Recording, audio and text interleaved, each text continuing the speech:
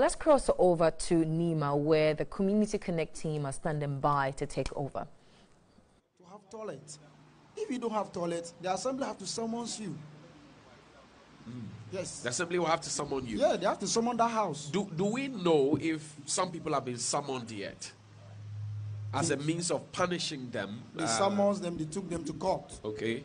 The court is even at Labadi. Okay. That's the sanitation court, Labadi or Labas. Okay. Yes. And they've been summoned. Yes. But it doesn't seem to be changing anything, really. I think as at now, things are changing. Because if you come to houses, you come to even my electoral area, there are some houses, there are household toilets going on. Yes. Okay. What coming to you live from the Nima Kaukudi Junction, we're talking about the age-long Nima Gata. That's it's here. And, we're finding solutions to it. Amidst that, we're talking about issues of sanitation. We're talking about issues of health, issues of education for persons with disability, how all of this is affecting them. And I'm in a conversation with Abdul Ghaffar Salif, who is a youth activist, and Awudi Idrisu, Assemblyman for Nima East, and Derek Sakabo, Assemblyman for Mamobi East. I see Kosami on the sidelines and Maestro as well.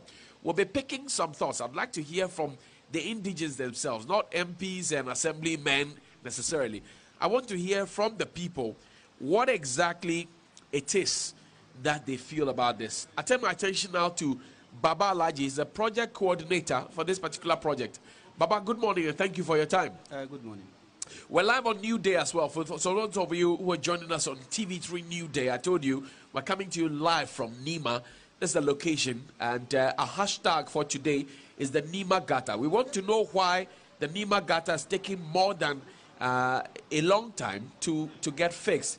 Actually, it started before 2012. I'm told it started during President Rawlings' era. It stalled. We got back in 2012. It missed the deadline. We missed the deadline in 2015. And we have missed the deadline in 2017 as well.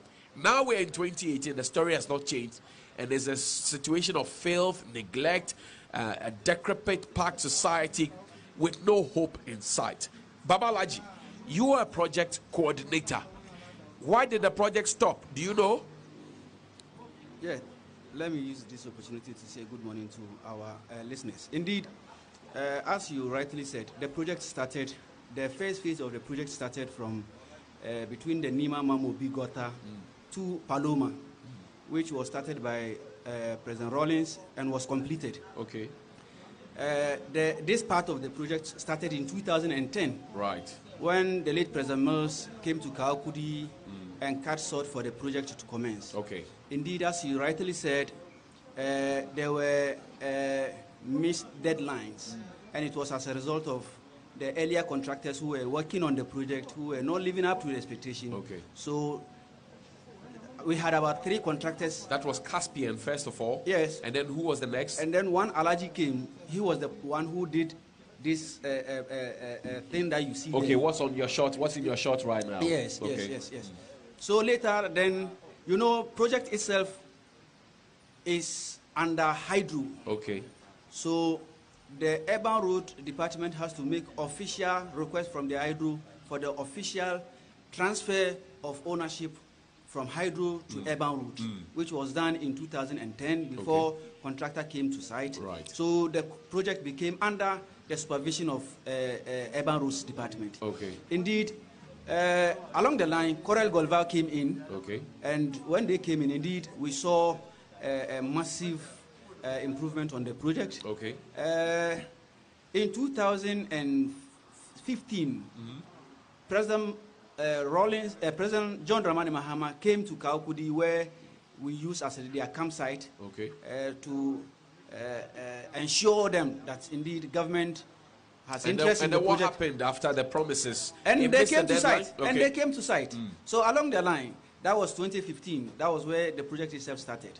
So we have 2 phases of the project. Okay. The first phase of the project is the construction of the drain itself. That is the first phase of the project. Right. And the second phase of the project includes the side roads. Connecting it. Yes, from Nima Gata to Kaukudi. Okay. And the idea behind it is that, you see, as we all complaining about the fields, okay, if you don't have access route where a car will go in and pick the fields, okay, surely they will find a means of dumping it. The idea is that let us create the access where you can have cars who come and pick when the container are full. That would have meant demolishing some people's homes. Of course, when you are doing something like this, you will be demolishing people's homes. Okay. The end of it is that you would have achieved the cholera outbreak would have been reduced. So the problem it really is that people didn't allow for their homes to be demolished. No. We haven't even gotten to that. You've not gotten there. No. The first phase of the project completed 2017. Okay.